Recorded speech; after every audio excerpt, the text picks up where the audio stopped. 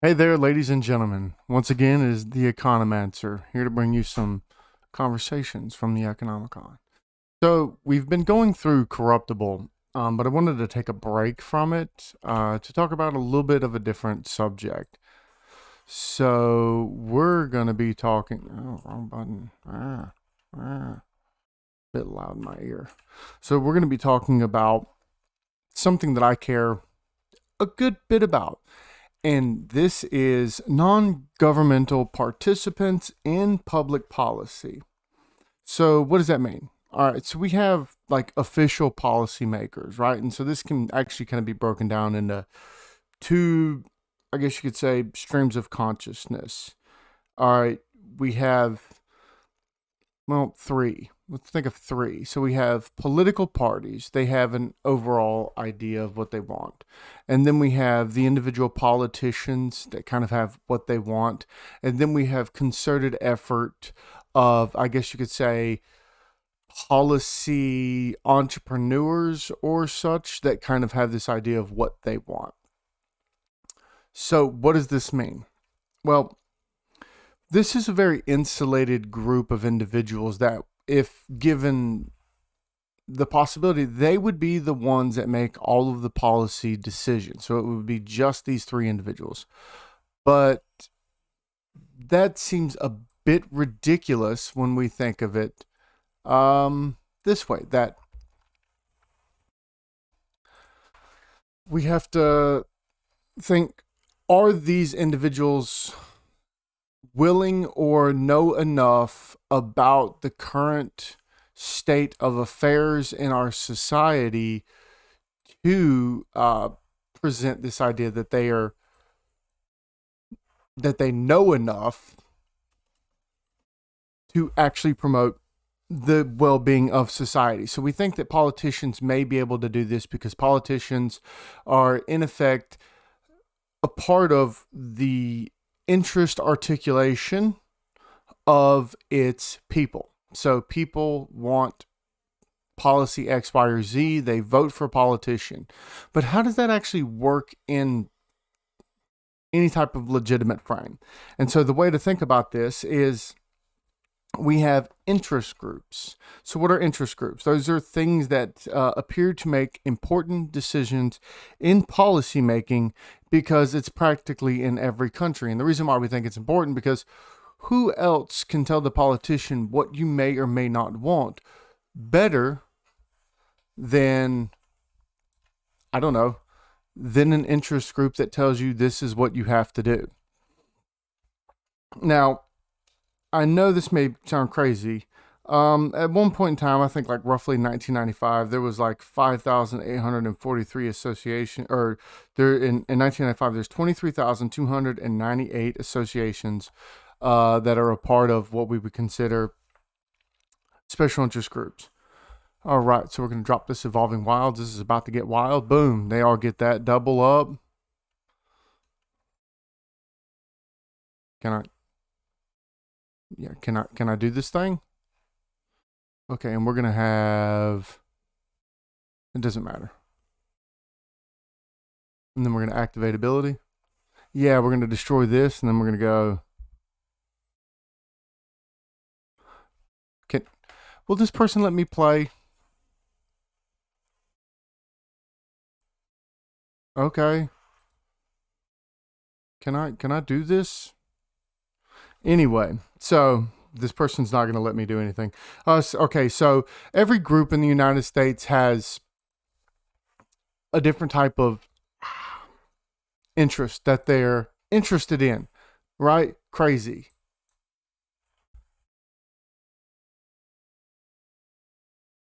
And then we're gonna make this one red.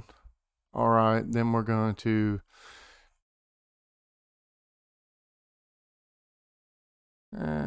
fuck it, we'll just let it float. Anyway, so all of these individuals, they have these different beliefs that they want articulated to a politician. And so we're going to have this struggle where we have different groups fighting for the variety of interests that they want. And so they want to influence a politician or public policymaker on things that they want done. So you could think of, there's groups that do minimum wage. There are groups that do, let's talk about healthcare. There's all kinds of people that want to do all kinds of things. But at the end of the day, their influence is limited by how the group can influence the totality of everything. No blocks. I think that's game. Yeah, that's game.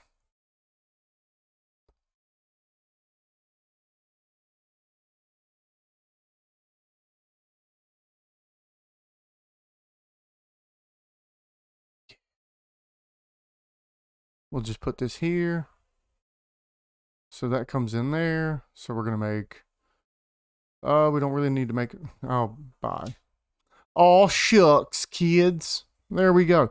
So anyway, so all of these groups get together. Well, groups of people get together and they want to make an idea of what's going on. And that's where we get the term interest group, is because they're all interested in something and that they're going to group together. I'm going to have to do alchemy ranked. Yeah. Yeah, I know. I just started playing. So all of you who are mad at me, I'm sorry. But anyway, so we have these public interest groups. They're going to like represent some interest that in the absence of them would go unknown, right? Because we have this insulated group of people who make policy. And this is kind of the foundation for why years ago we allowed the Supreme Court, I guess we didn't allow, the Supreme Court made it clear that a government was allowed to allow, no, this is nonsensical at this point, to let super PACs and PACs exist because they're a way for a group of people to make their voice heard more so than just one individual voice out there.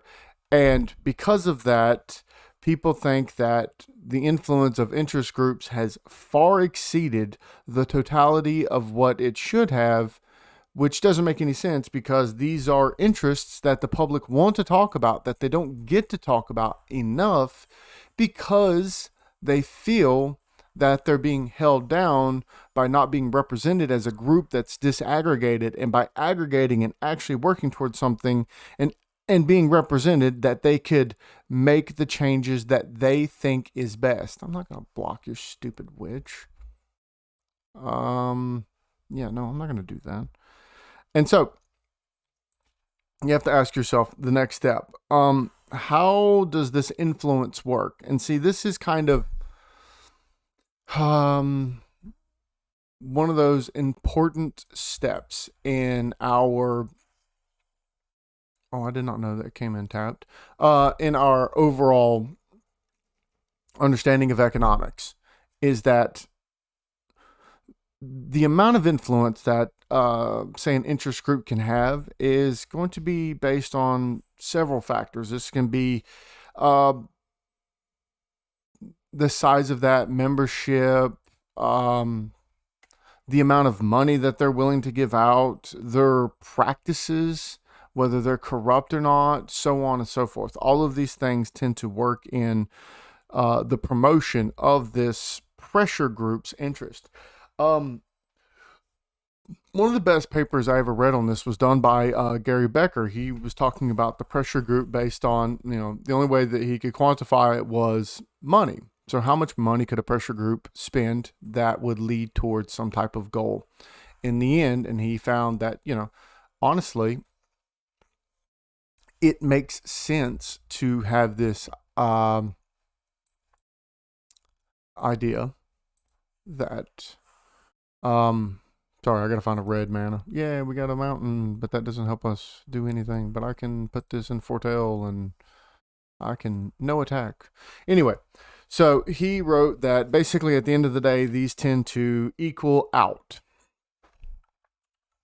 And because they tend to equal out, it's not really a big deal to worry about whether or not there are interest groups. And obviously, some people take some serious issue with this, and they think that this is unbelievably incorrect. But I do want to point something out for everyone. as much as we may think that this is incorrect, it does tend to make sense in the long run, right? Because do we really need to worry about a special interest group when there's all different forms of special interest groups vying for power? So think about it this way. No, I don't want that creature out here. What? That's not even that strong of a creature. Should I even block this? Yeah, whatever. I'll do it. Just because it costs so much mana for you, I'm gonna make you mana depleted. Yeah, you can't do anything unless you have another spell that you want to cast to, like, I don't even know what you could do with one. Um, but yeah. So in the long run, or I guess in a competitive market for all of these special interest groups, right? So let's take the example of a union versus a company. A union could be very big and a company can be very big, and both of them can promote a lot of money into the system, but they tend to equal out, right? How much money can a union get versus how much money can a large firm get? They're probably about the same, especially with some of the very large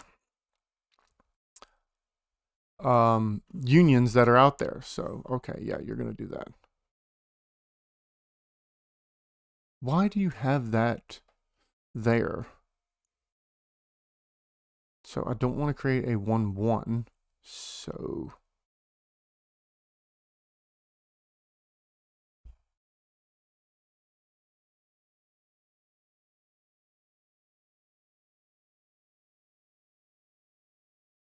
yeah, that way I can kill it. But anyway, so um they'll tend to even out at the end of the day because there's roughly the same amount of money being spent throughout the system by both sides.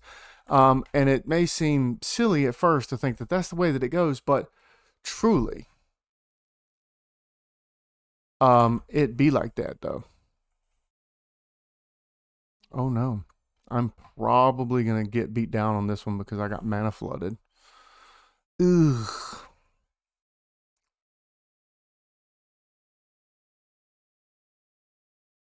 Yeah. None of those help, but I guess I can put that in my hand, even though I can't do anything with that.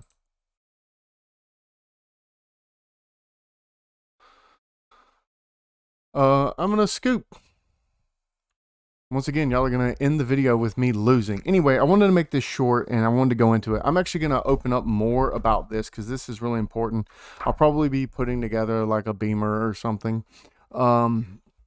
Or a PowerPoint and go through some of the slides and some of the thinking. But here's the basic understanding of it. All right, we have these three groups: this political party, this politician, and then like the policy wonks that work there that are coming together about public policy. They're an insulated group because they're all in Washington, or if it's your state legislator, they're in one area, right? And then because we have this insulated group, they're not as um, understanding of the pressures that are focused on normal everyday individuals. Ooh, I got a pack. Let's open this together. Anyway, so because of that, we have special interest groups, and these groups get together because they're really worried about. Ooh, I love that card. Um, Yay, more angels. Wow, you can cast that pretty quickly. Um, so they're really worried about the total problem in the system because they're not being represented. So they come together and they make public interest group, and because they've become one group, um, equipped creature gets a +1/+1 for each counter on it. Equipped permanent isn't a planeswalker and is a creature in addition to its other types. Wow, this would go really, really well with the Sarkhan Vol Dragons beatdown deck that was famous a few years ago. That's cool. I'm gonna get me one of them in real life. But yeah, so because they're insulated in the group, they need to influence public policy because there's a lot that public policy is going to miss because they're not represented. And so the Supreme Court has allowed that to happen so that the amount of influence that an interest group can have can actually affect public policy, whether it's through money, whether it's through membership, or whether through its other corrupt practices, which is why I worry or talk about this, because it lands in the realm of corruption.